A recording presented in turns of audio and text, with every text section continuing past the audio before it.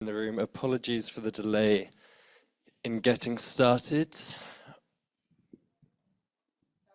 That's okay. Dan, can I just check that you can hear us online and that we can hear you? I can hear you perfectly. Perfect. We don't have your image anywhere with us, but you will be like the voice of God, bestowing wisdom upon us from afar. Okay, thank you everybody for coming today in the last session of the day in this room. We're here a bit today to talk a bit about the role of age assurance in the vaping industry. Do we have another mic I can get for the things? So the UK has recently introduced the Tobacco and Vapes Bill to Parliament in a bid to further reduce youth access to these products. This panel is going to explore the age assurance aspects of that, including potential on-device developments. Also, I think we want to talk about the kind of policy landscape around the vaping sector a bit, and more kind of holistically, how can we protect children from being exposed to these products and having access to these products. So what I might do, I might ask the panelists to introduce themselves, if that's okay. And Liam, as you've got the mic, I'll hand over to you first. Yeah, I'm Liam Humberstone. I'm the Engagement and Stewardship Lead for the IBVTA, and I'm also Technical Director for Totally Wicked, which is one of the larger vape businesses in the UK, and we've been around as a business since 2015. Yeah, I think 15 years now. I'll hand over to Eve. Thank you. Sorry, this was quite quiet there. Hi, I'm Eve Peters, so I'm the UK Government Affairs Director for ALFBAR. I've been at ALFBAR for around about a year, but my previous background is working particularly in illicit trade and government affairs, including for law enforcement, so hopefully I'll have a bit of expertise for this panel. Great, thanks. And Dan, I'll hand over to you next. Yeah, my name's Dan Marchant. I'm one of the co-owners of Vape Club, which is one of the UK's largest online vape specialist retailers, and a founding member of the UK VIA, the other trade association. Great, thanks very much, everyone. So I'll kick off with a kind of big picture question, which is, are the industry paying enough attention to reducing youth access to vapes, or are they simply waiting for stricter regulation? And Eve, maybe I'll hand over to you as you have the mic. I've got the mic, so that's a good start. So I think this will pull in some of the stuff with the IBVTA anyway. So are we waiting for stricter regulation? Absolutely not. We obviously understand that stricter regulation is coming in forms of the Tobacco and Vapes Bill. Some of the things that our company have been involved in is changing our descriptors in terms of flavours. We've been working closely with the IBVTA. We're a signatory. I've never been told I'm too quiet before, so that's a privilege. Thank you. So we're a signatory of the IBVTA's Code of Conduct. We make sure that all our flavour names are just, they are the descriptors of the flavour names and do not unintendedly appeal to young people, where we have faced feedback that these flavours might do. So, we're not waiting for tougher regulation. The industry is regulating itself. We don't think there should be any cartoon imagery on any products. There isn't any on our products. I'm sure we'll go on to talk about this more, but, there needs to be a real clear definition between what is the legitimate industry and what is the illicit industry, where you will see products which are, would be argued to be directly appealing to children. So I think I've said quite enough there, so I'll hand over to Liam. Yeah, I think following on from what Eve has said there, the really important thing is when you're asking that question of is the industry doing enough, is to recognise that the UK vape sector is essentially three industries. One of them is a dedicated vape store-based industry and online, and many of us have been around for a long time, and we've not had to wait to be regulated because we've been regulated for a long time and have tried to follow that regulation. The sector that has grown up alongside us is the big grocers and the convenience sector, who now sell a lot of vape products that tend to be simpler. And then really importantly, at least 30% of the UK vape sector is actually just illicit people, illicit actors, not always but normally selling products that can't legally be sold in the UK. Are they waiting for regulation? Hell no. They've been breaking the regulations that are already there, and they are not going to care in the slightest about what other regulations are put in place, because they will just carry on breaking those as well. Dan, over to you. Yeah, agreed completely with both Eve and Liam there. I think Really, what we're waiting for is not tighter regulation, but it's actual enforcement of the regulation that currently exists. There's a terrible lack of enforcement, and there's virtually no deterrent to those rogue retailers, those bad actors that are consistently selling illicit products and selling to minors. Um, Unfortunately, trading standards are incredibly pushed. They're doing a great job, but they can't be proactive. They don't have the resources or the funding to actually go out and do test purchasing from the majority of these retailers, both online and in store. But that's what we need, and we actually need some really significant fines that will deter people from looking at these products as simply a cash cow. Great, thanks so much. It sounds like we're fairly agreed on that point. And that, go on, Liam. I can move into a sort of a point of slight contention with Dan. And honestly, were we in the same room, we won't tear ourselves apart, tear one another apart over these things. But we are able to disagree.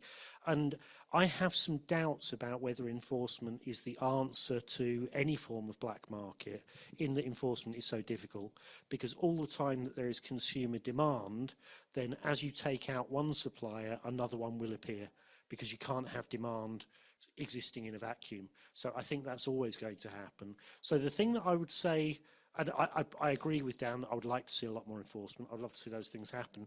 But I think that's great for optics, but I don't think it actually does anything commercially. I think it will just carry on. I think that the answer to this, and there are only ever two ways of solving a black market issue.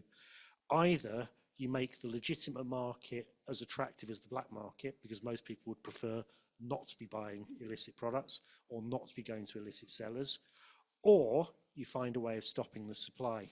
So you don't find black market iPhones on the market, because Apple would not allow that to happen, because Apple have got very, very stringent control over who can sell their products, and they make sure that a retail price is supported as well. So they don't have that issue. And sure, someone in Shenzhen or some other Chinese area could make iPhones, bring them into the UK and sell them cheaper than you can buy an iPhone 14 Pro Max. But that doesn't happen because we have a manufacturer that's very, very strict on stopping that. I think that we need to start to see an appetite amongst the suppliers, amongst the manufacturers, to try to shut down some of those routes to supply, because I think they might be the only people that can actually make a genuine difference. Dan, do you want to come back on that? I don't see why both of these have to be independent thought processes. There's enforcement across all the different levels. So I agree with Liam. I think that's an incredibly important avenue. But I do believe, much like we had with alcohol maybe 20 years ago, where and unfortunately there's not a lot of enforcement in this because there is a lot of youth access to alcohol. But for a while there, when they made it so that the individual serving a minor would also be subject to a fixed penalty notice, and actually it wasn't just the business that was put under financial strain because of their actions. It did, at least for a short while, have a very big impact on youth access to alcohol. Now, again, it's not enforced particularly well, and we can see that the youth access to alcohol numbers are actually dwarf youth access to vaping products. But I think, again, it's very commonly spoken about by police and enforcement agencies that the biggest deterrent to committing a crime is the actual genuine belief that you may be caught and that the punishment will be severe enough to put you off. And at the moment, be it from a retailer perspective or an importer perspective or a manufacturer perspective, there is virtually no deterrent in the UK currently for breaking those laws. So in terms of my point of view, both from a law enforcement background, thank you, I will get this, both from a law enforcement background and from a manufacturer, I think it's a bit of both, to be honest. I would question what the manufacturers can do, because it's not their product that's been illegally bought in. As a legitimate manufacturer, we do not want to see illicit products being bought in. In terms of, yes, if you strengthen enforcement, then you will get more sophisticated criminal enterprises. You'll get concealment. You'll get other stuff. So you won't be able to completely stop an issue. The only way you can do it is by looking at the supply. But I'd say that's more about enforcing the borders, because it's already illegal to send products to another country under Chinese legislation, if we're talking about Shenzhen. So, you know, if it's not legal in the end country, you're not allowed to export the product. So it would be a combination for me for not just taking products in terms of retail off the shelf, it's stopping them at the borders when they come in, which is obviously a difficult thing because customs have got a lot of different illicit trade areas that they have to work on. So I think it's a combination of both those things, but I think enforcement on its own, if it's just in the UK, would not work solely. Great, thanks all. So we've talked a bit about supply there. Moving the conversation on slightly, obviously demand for these products is not a neutral thing. It's manufactured to some extent through marketing, through advertising. Should there be stricter laws imposed on the marketing and advertising of vape and non-combustible nicotine products to reduce uptake by kids? We've got an almost complete ban on vape advertising in the UK, and we've had it since 2016. So the idea that we might be able to come in with stricter laws than that seems quite a bizarre one to me. So at the moment, we're allowed to give information on our own websites. We're allowed to give some information on social media, but only through our own channels and only if people have signed up to those channels to see it. It shouldn't be openly visible. ASA are currently running a campaign to try to make that a little bit stricter amongst our sector, and they're going to be using artificial intelligence. We hope to seek out some of those players that are using, I mean, particularly TikTok and Instagram, are used not only for advertising, but actually for direct sales. But those are already all being done illegally before we start. So the idea that we need more regulation, to me, seems a little bit strange when we've got some pretty severe existing regulations that are affecting businesses like Dan's and mine, and actually for a lot of the channels for Eve's employer, that we have a lot of restrictions where we can't really talk to consumers in the way even an alcohol business could. So the idea that it needs to become stricter seems slightly strange to me. I think what we could really do with, I'm going to come straight back to the Dan Marchant hymn book, because I'll definitely agree with him on this, is that's an area where there really does need to be some enforcement. And unlike illicit sales, illegal advertising should be something that can be stamped down on. I totally agree with Liam on all those points. The advertising is really strict for the vape market under the Advertising Standards Agency. And what I would say is the danger if you made the advertising any stricter than it currently is, which is, you know, is fairly prohibiting for the sector, is that you were then essentially giving out the message to consumers that this product is absolutely the same as a tobacco product, which it is not. We know it is really important for people, helping them stop smoking. So, you know, we don't really want, there's already a lot of information out there where people think that vapes are, you know, more dangerous and more harmful than cigarettes. And by treating it in the same way, in any way, even if it's in advertising, you'd be reinforcing that message. So I don't think that would be a good idea, no. Dan, over to you. I think you may have a slightly different perspective on this question. Oh, it's a similar perspective to Liam, believe it or not. I fully agree. It's already very, very restricted, but what I do have is often an unpopular opinion, but I think a large portion of the sort of pseudo marketing that came along, particularly with the disposable products over the last sort of 2.5 years, has been user generated content. So it's not actually been paid for by a manufacturer or by a brand. It's simply someone who's, you know, one of these TikTok influencers or Instagram guys who have a very large following, and for whatever reason decided to, you know, announce to the world that they were using these disposable products and showing off how their outfit matched the color of the disposable, etc., etc. And I would actually support a ban on the inclusion of vape products in user-generated content on social media. I think there is absolutely a place for educational material about, you know, the pros of a smoker switching to vaping and the health benefits and the harm reduction benefits, but we don't need to see the products. And actually, if you're a 14, 15-year-old and you're following someone who's 20, 21 and, you know, they're very glamorous and they're showing these products in a particular light, it's indirect advertising that we don't need. Yeah, and I mean that's an area where I think Dan and I will probably sort of agree to differ to an extent, because my greater concern is that 11 to 17-year-old smoking has only just been overtaken by 11 to 17-year-old vaping. You won't read that in the newspapers. When they're talking about an epidemic of vaping, they're talking about it just having got to the same level as smoking within those age groups. And so I'm a little bit concerned that if we actually act to conceal, then we could run into the danger that people of any age might think that smoking is similar in level of harm to vaping, which it isn't. I mean, the most conservative estimates are talking about vaping being smoking being 20 times as harmful as vaping. In reality, it's probably more like 100 on the data that's available. Yet the products have really been treated as equivalent. So I can see what Dan's saying. I can see what it might achieve.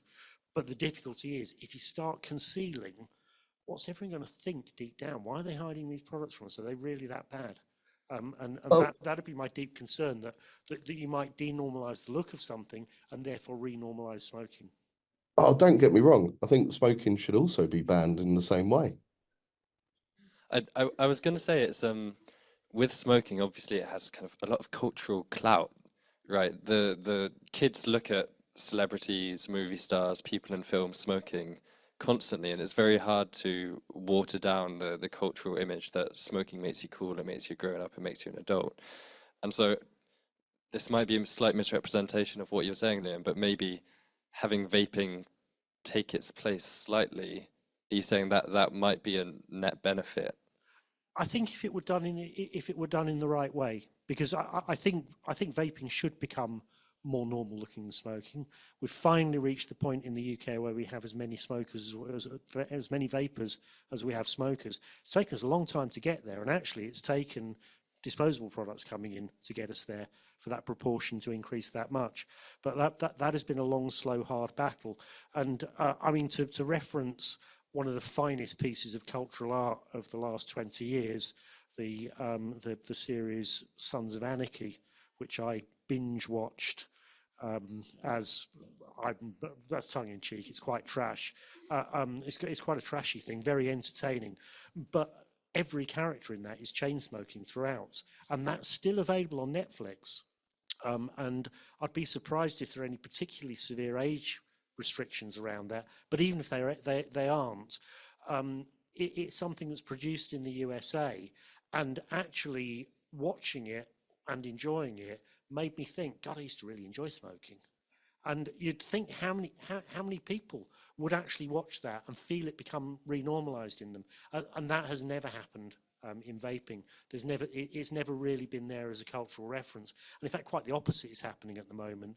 That you get repeated lifestyle articles within Sunday supplements and everywhere else that say vaping makes you look like a moron. And I can still remember back in 2012, when I first started designing e-cigarettes, so I was testing them and using them all at the same time, someone saying to me, "What, so you're going to go into a nightclub and use something like that instead of a cigarette? You'll look really stupid." And I said, "I'll look a lot less stupid than I will on the cancer ward when I get to about 58 years old." And I find that actually having a lifetime of using that product has resulted in the same way as it does for such a huge proportion of smokers.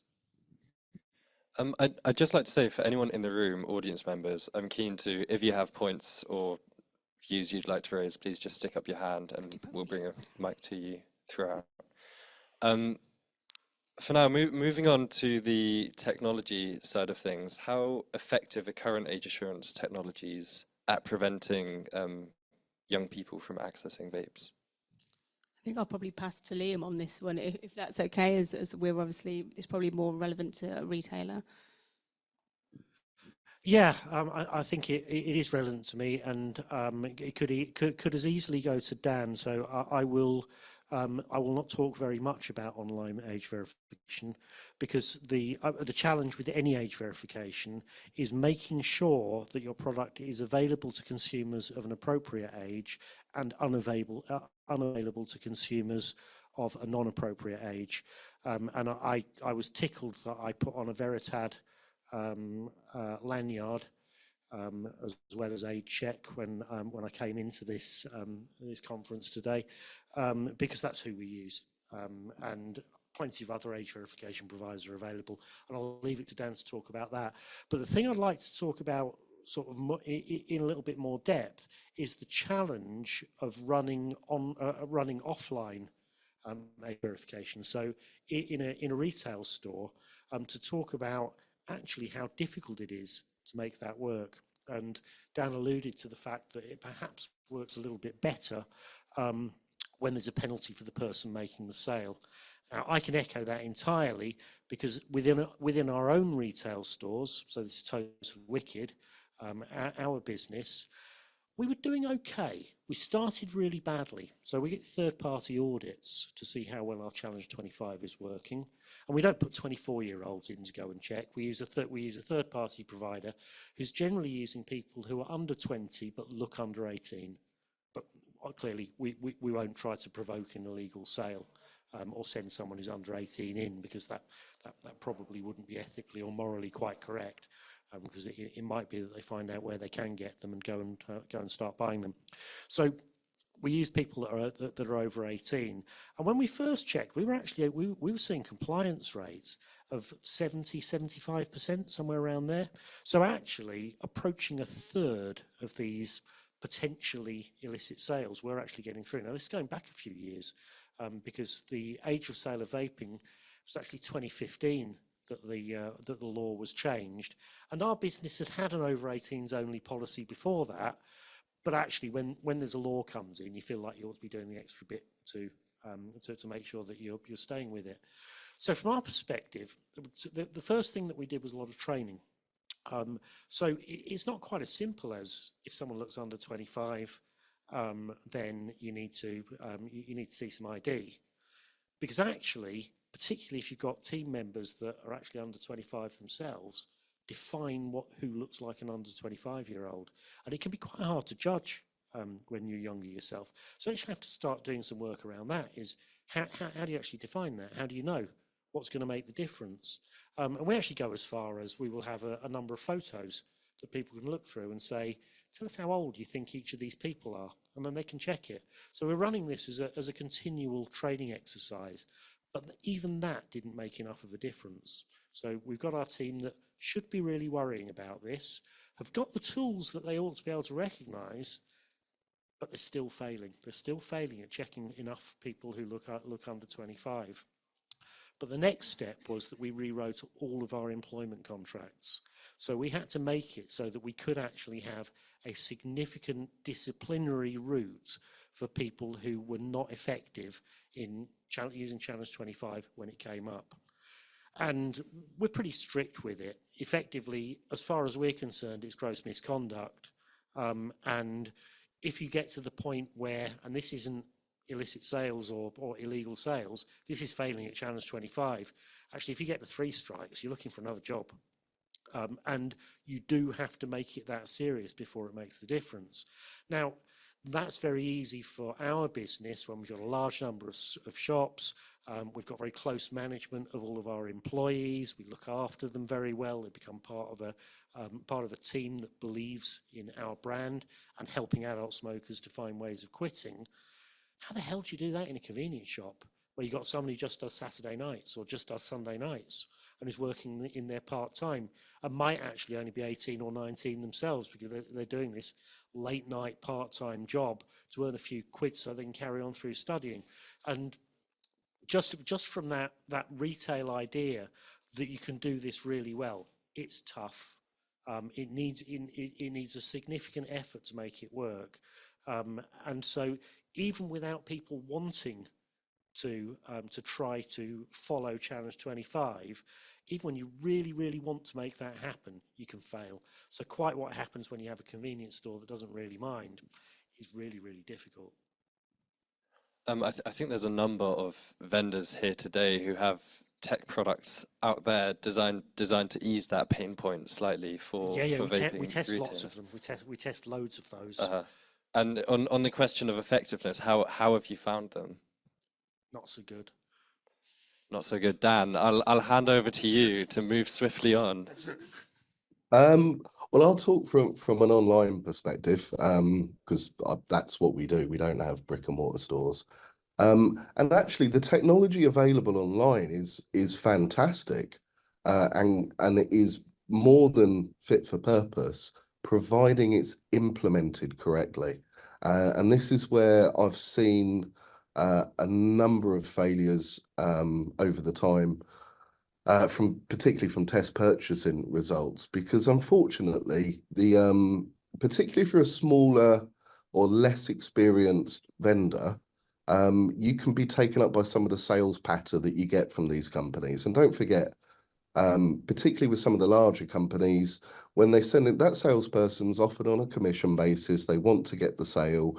The person they're talking to, the shop owner or the site owner, wants to keep their costs down as much as they can. And they get advised things like, well, if it's PayPal, then you have to be 18 to have a PayPal account. Obviously, PayPal don't verify ages, that it's a tick box situation. It becomes an instant loophole. They say credit card, you have to be 18 to have a credit card. So if they pay by card, it's no problem.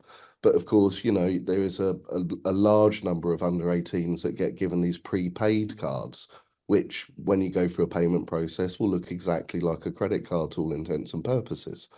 So it's that implementation that really becomes key.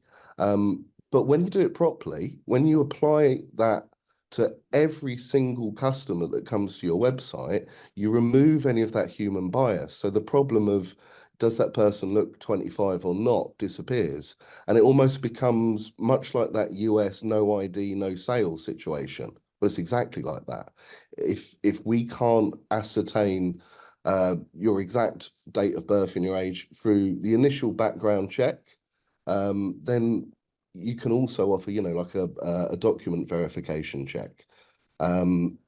And if they still don't complete that, or it fails that, then you have to assume that that person isn't old enough, cancel the order, refund.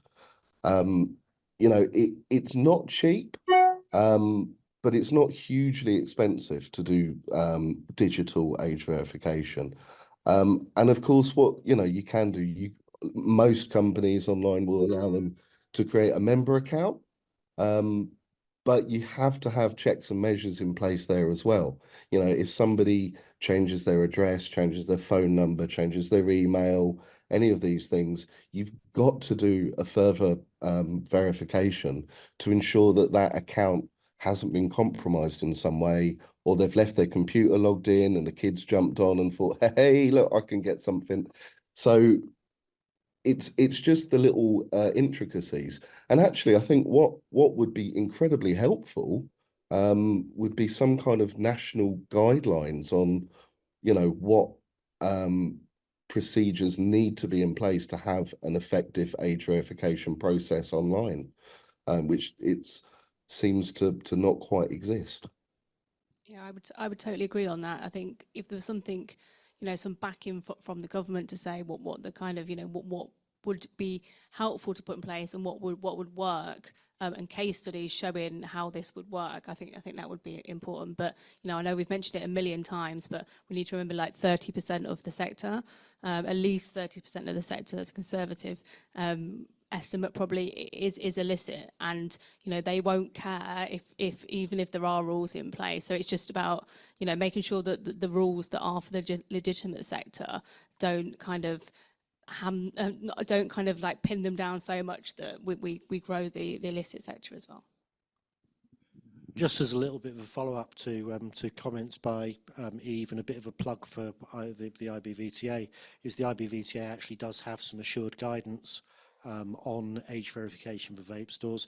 The difficulty is that it's generally seen by independent vape stores that are specialists, and is not seen by the more general retailers that might be selling the same products as us, which can be a little bit of a challenge, because over the last 2 or 3 years, Having had a rather contracting number of specialist vape stores and not so many of our products being sold in non-specialised retailers, we're now in a position where we've had quite a lot of new entrants to the vape store market. So a regrowth, and then at the same time, it seems like every mobile phone cover shop in town is going to sell a few disposable vapes on the side, and they may or may not bother to find out whether they're allowed to sell the vapes that they've got, and they may or may not bother to find out whether you're supposed to sell them to people who are under 18 or not. Yeah, one thing we've seen a lot this week, I think, at the summit is emerging guidelines and best practices around age assurance in different sectors. So we heard from David at the Digital Trust and Safety Partnership earlier today, who've drafted some best practices for age assurance, I think in a more kind of online social media-esque context. There's guidance out recently from Ofcom on age assurance. Other regulators around the world are looking at this, but I think retail is not quite focused on so much when it comes to providing that guidance and that context-specific guidance. So I guess following on from that question, are there any improvements or innovations you'd like to see in age assurance technologies or in practices around implementing age assurance that would help to address kind of the tactics kids use to access these products?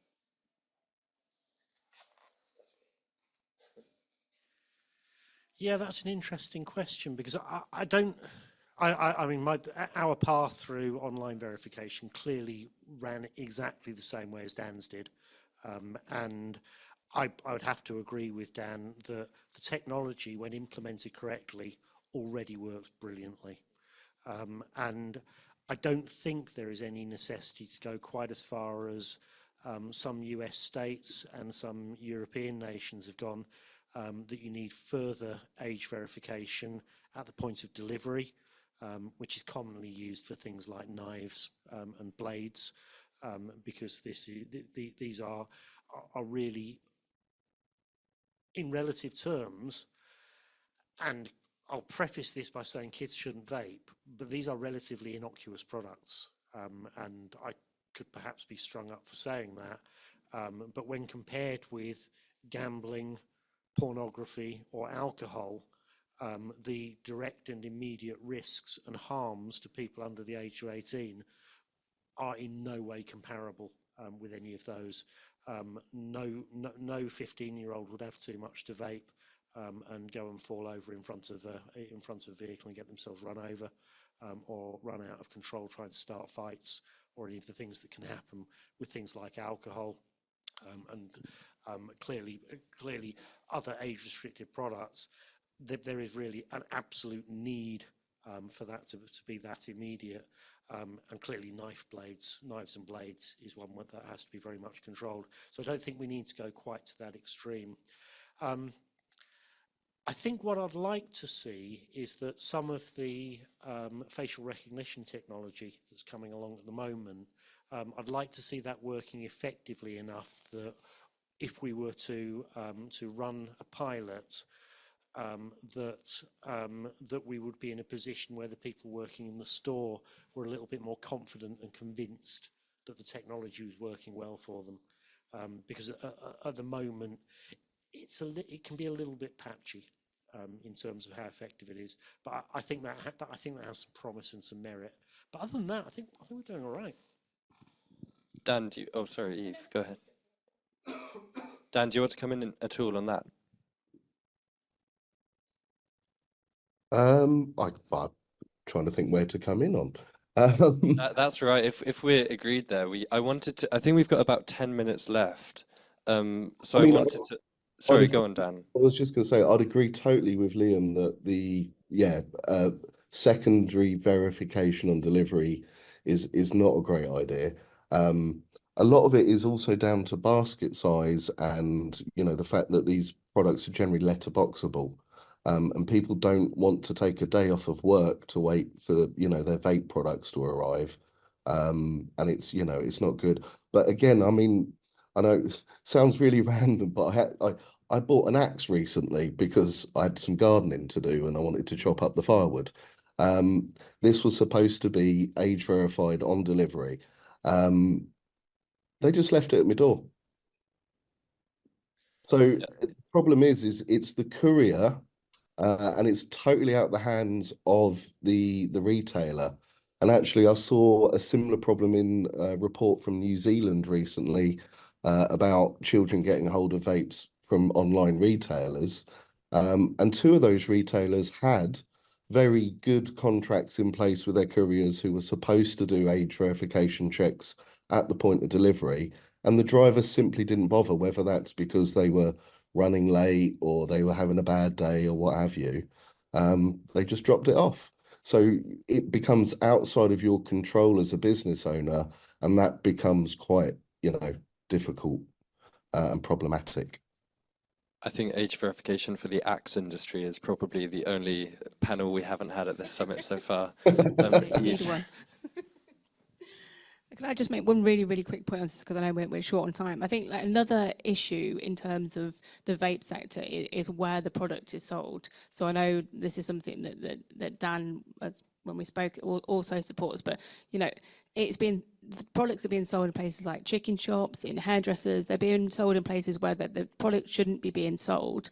And so one of the things that we are trying to push is a licensing system, so that at least it's sold in places where the retailer is used to selling age-gated products. So, all what the Tobacco and Vapes is trying to do to try to ensure that there isn't going to be any youth vaping, if it's still being sold in these venues, it's still going to be very, very difficult, because these people aren't used to selling these products and they don't necessarily know what the rules are. And I'm pretty sure most of these people won't be here at this conference today. Do we have any questions from the room or online? Asfar? Thank you.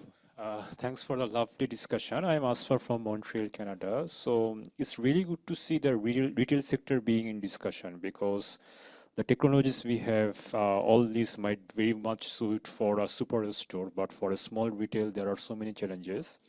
And I can share something from the recent Canadian experience. We are seeing an alarming increase in shoplifting, especially after COVID. So ideally for the age-restricted products, those are not available in the counter, like the tobacco or the vape or other stuff. So people have to come to the counter to buy those. So maybe this gives the shopkeepers one extra layer of protection, that at least these products are free from shoplifting. But I wonder whether you have experienced similar observation here. And if someone is putting age restriction on a product, does it increase the risk of shoplifting or decrease it? So I'm a bit curious, Yeah, absolutely. And this has been really a really interesting thing, in that we have a number of grocery chains that tried putting the products on open shelves. And actually, one of the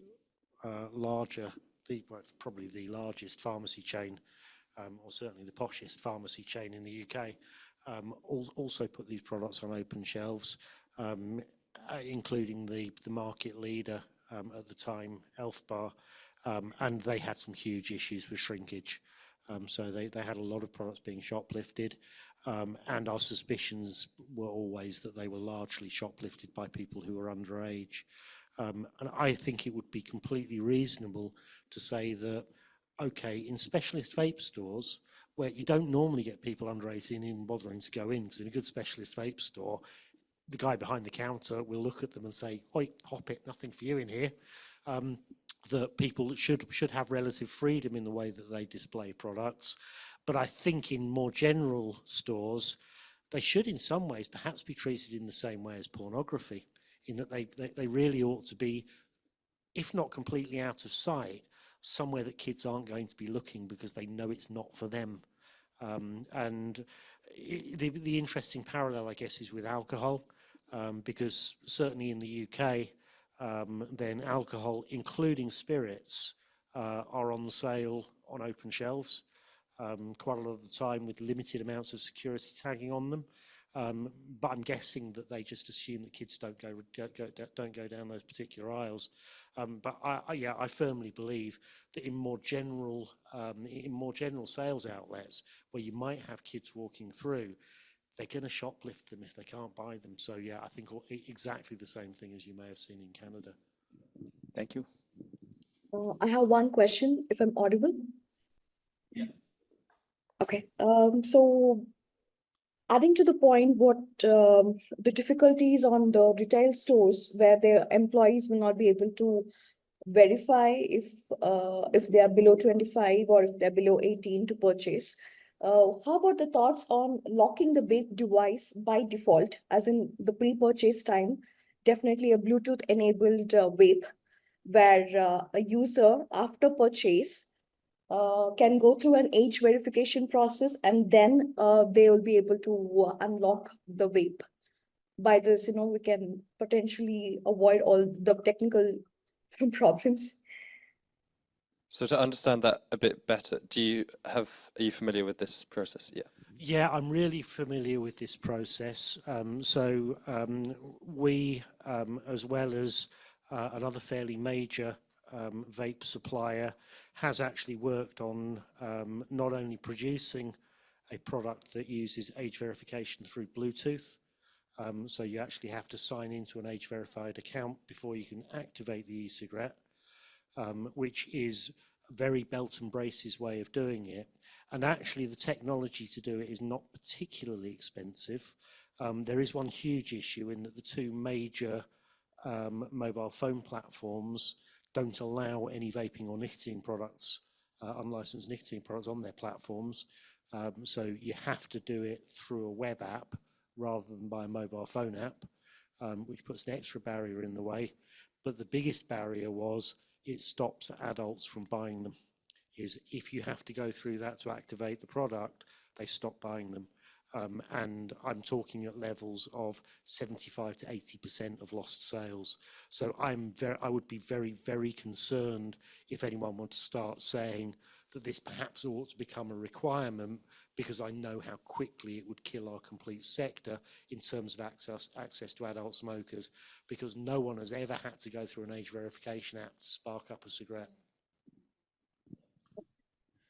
How much time do we have left?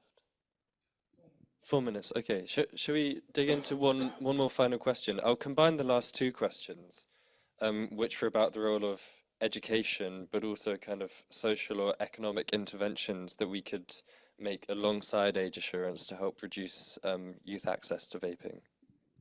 So in terms of what education we should be supporting. So yeah, we do support education. So we work with the Retail Association, Association of Convenience Stores, and the Scottish Grocers Federation to help, through their magazines, put out information around how to report illicit vapes for retailers, which would include age verification. And we very much support Challenge 25.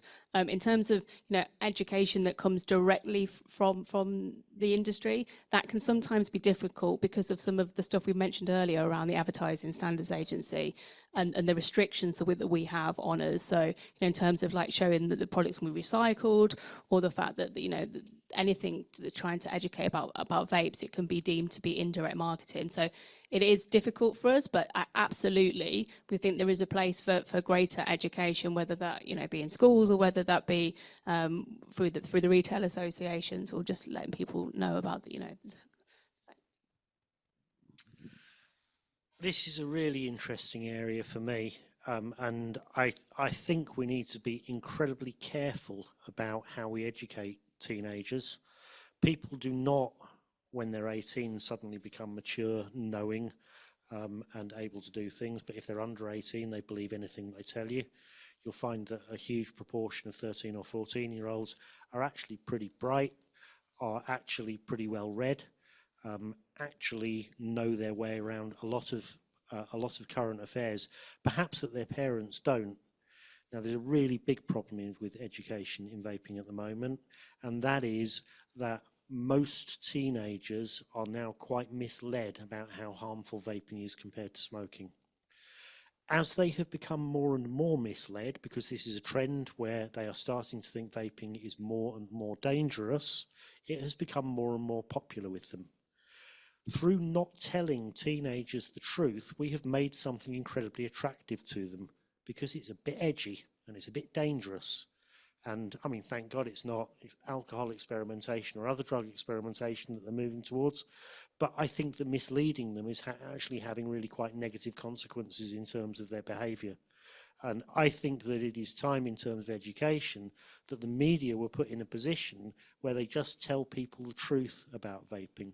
They tell people the truth about relative harm, and they stop putting out articles that say, well, you know what, it's not as safe as they thought it was. And if it's the Daily Mail, I thought it was going to kill everyone 2 weeks ago, and they're saying it's not even as safe as that. The relative harm of vaping and smoking need to be properly publicised and properly understood so that kids can understand that this is not for them. This is a product for sad old gits like me to give up smoking with. Dan, I'll hand over to you for a final word. Yeah, I'm not completely in a different ballpark to Liam there. I think there's a fine line to tread between education and accidentally promoting the wrong products. And what I personally believe is that any education program should be around nicotine use in general for children or minors, because we know that any nicotine use is actually quite bad for the developing brain and cognitive functions and all these kind of bits and pieces. But you don't need to single out one particular product. And in fact, if the education covered not just vaping, but tobacco, vaping, and nicotine pouches, which are an emerging product, which potentially is going to blindside a lot of people because there is no current age regulations on those. Outside of your kind of NRT 13 or whatever it is. You can teach about the relative harms, but you can also teach, the fact that vaping isn't harmless. It's far less harmful than smoking, but if you don't smoke, there's no need to take up vaping. It's going to cost you a lot of money. You're not going to look cool. You're not going to have more friends because of it. Ultimately, you're just going to end up giving more of your hard-earned money when you eventually get a job to people like me and Liam, and no one needs to do that. But you can essentially educate about all of the nicotine products, dissuade, you can't force children to do anything, but like Liam says, most of them are fairly intelligent, and I do believe that a lot of kids are picking vaping over smoking because they're aware it's far less harmful. But we don't want to be in a position where they start to pick smoking over vaping once they hit 18 or what have you, and they're in their experimental phase, because of misconceptions propagated by the media and improper education. I think we need to talk about all of the nicotine products, and that hopefully will be slightly more effective. Great. In that case, I think we're at time. I'd like to thank all of our panelists for a really interesting discussion, including Dan, who we can't see, but we can very much hear. For those of us in the room, this is everything for the summit today, but there is some organized fun if anyone fancies it. I've been told to share that we're all off to Manchester Urban Playground for an evening of food, fun, and tech-enabled sport. So I think we've got a thing like the Cube. I don't know if you've seen the TV show, and you can sign up to participate in that if you'd like to, or you can just go and watch people participating in that with much dignity, I'm sure. There's also tech-enabled golf. I'm not sure how you enable golf with tech, but come along to find out.